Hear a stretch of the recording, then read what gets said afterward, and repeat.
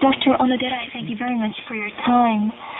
Firstly, the Japanese government is now stepping up to prevent possible imports of beef or beef products from cattle infested with the so-called mad cow disease, especially after the panic that hit the European continent last fall.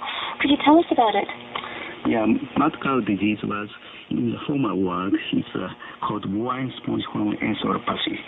But anyway, we are always talking this kind of disease or mad cow disease, because this kind of disease happened 15 years ago in the United Kingdom. I think this kind of disease is caused by animal feeding. I'm saying contaminated animal feeding. Since then, about 180,000 cows slaughtered in the United Kingdom.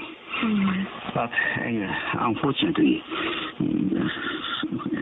I think last 10 years, some cows, not only in the United Kingdom, but also in such other European countries, such kind of France or Germany or Spain or Portugal. I think there are some cows are also slaughtered because of mad cow disease. Anyway, after a cow got this kind of sickness, cow gets some such kind of paralyzed and such kind of exciting, and finally they cannot eat anything, and then they are died. Once cow got sickness, we don't have any treatment to cure such kind of cows. It's also very contagious. It is also very contagious, but I think it's also contagious between cows. Because that is contagious through the animal feeding. Oh, I see. I think at this time, the Japanese government banned the import animal feeding or beef products or beef from European countries. But we are still trying to survey about such kind of, if there is this kind of disease is happening in Japan or not. We are every year we are checking very carefully among 2,000 cows, but at this time we don't find out anything in Japan. And also I think in Japanese country they are demanding some British exporter or European exporter to give us some certificate. This kind of cow or this kind of beef or this kind of milk comes from is BSE-free or mad cow disease-free animals or free farms. Right, and I guess there are many processed beef products such as ham or gelatin or whatnot.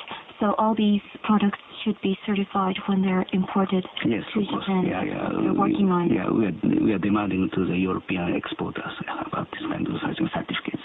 I see. Yes.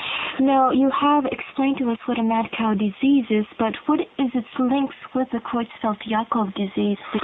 Of course, I think mad cow disease was animal disease until 5 years ago. But unfortunately, in 1996, there is 10 cases of human types of mad cow disease. That is, in formal word, is a variant form Creutzfeldt-Jakob disease happened to among 10 British peoples. But so many people, this kind of human type of mad cow disease comes from some kind of food, especially I think, until 10 years ago. In the British countries, people are eating not only beef, but also such kind of brain or such kind of lymphoid organs or intestine from the animals. So many people think such kind of human types of mad cow disease comes from the contaminated food from mad cow disease. You said many people think. So does that mean that there has been no conclusive link established yet? Not yet, but many people is suspecting, I think, this kind of links between cow and humans. Especially, there is some scientific proof this kind of disease agent. We are saying that a prion agent comes from cow to humans. Because there is one or two more experiments. It's because we are isolating prion agent from mad cow disease cow. And also we have prion agent from human type of mad cow disease. And then we injected some agent to laboratory animals, such kind of mouse. Then mouse get murine type of mad cow disease. And then we compared animal, it's isolated inoculated mice and human isolated inoculated mice. Then murine type of mad cow disease completely the same thing. So that's the reason I think there is essentially animal type prion agent transmitted to human type of mad cow disease through the animal feeding. So there's an organism that causes DSA, which also causes a new variant of the Creutzfeldt-Jakob disease. Yes. Now, the mad cow disease spread in Europe after cattle were fed livestock feed made from cattle meat or bones, as you have mentioned, Doctor. Do you believe there will be a similar occurrence in Japan, or has this already happened? Fortunately, there is no mad cow disease in Japan. Especially the Japanese government or Ministry of Agriculture, we are surveying about 2,000 cows every year. And then if there is any kind of disease, and we are also trying to isolate such kind of agent from cows in the Japanese livestock. But we never find out this kind of such kind of isolation. So in the last 10 years. So I think this time, Japanese beef is completely safe, I think. But we have seen incidents of scabies disease in sheep in Hokkaido and so. Hokkaido or some other places there is some scrapie. I think scrapie, we can see one case of scrapie every 2 years. But I think many people think British mad cow disease agent is a very special types of agent. And of course, and also we have some comparing experiment. As we are injecting Japanese scrapie agent to mouse. Then we looked at some kind of disease in mouse.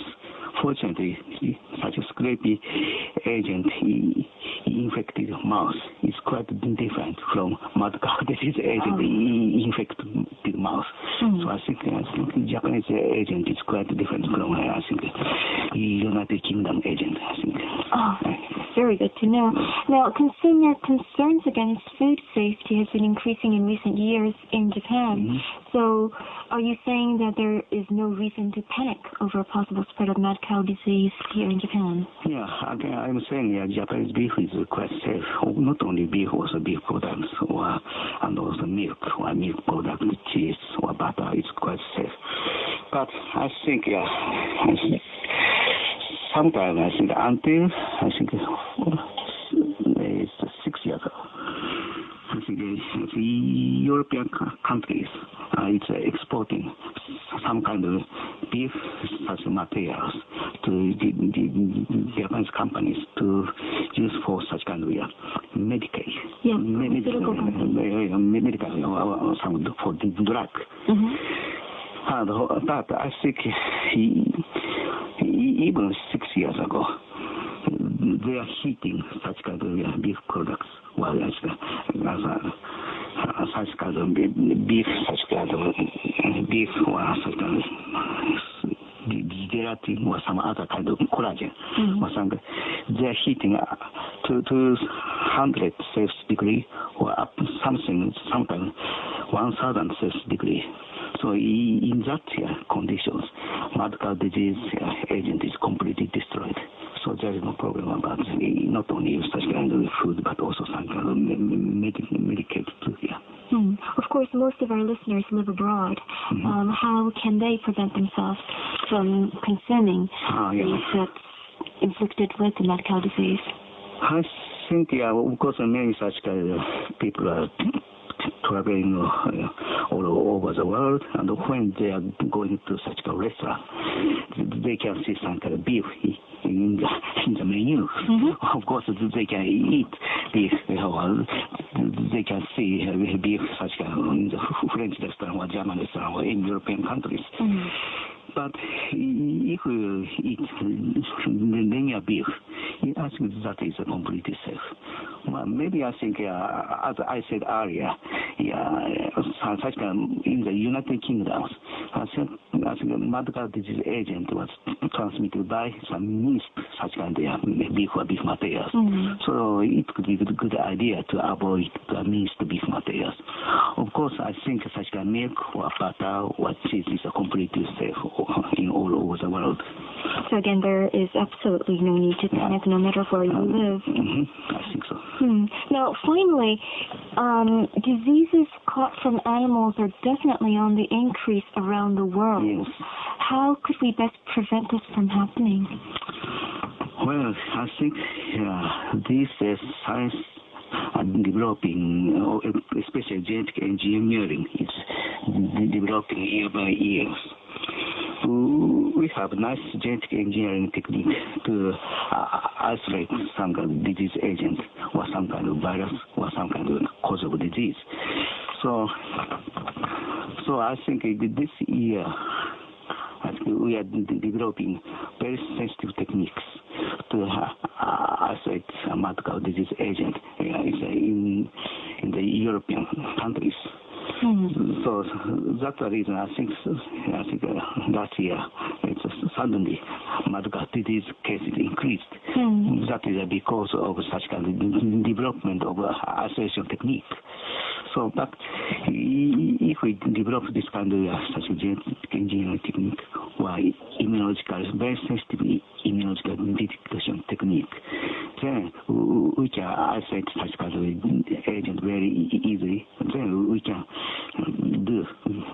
can prevent this kind of agent from transmission to animal to human or between humans. Well, I'm glad to know that, and I certainly hope that governments and different institutions will act quickly to prevent such diseases from being passed on to human beings. Thank you very much, Dr. Onodera. You are welcome.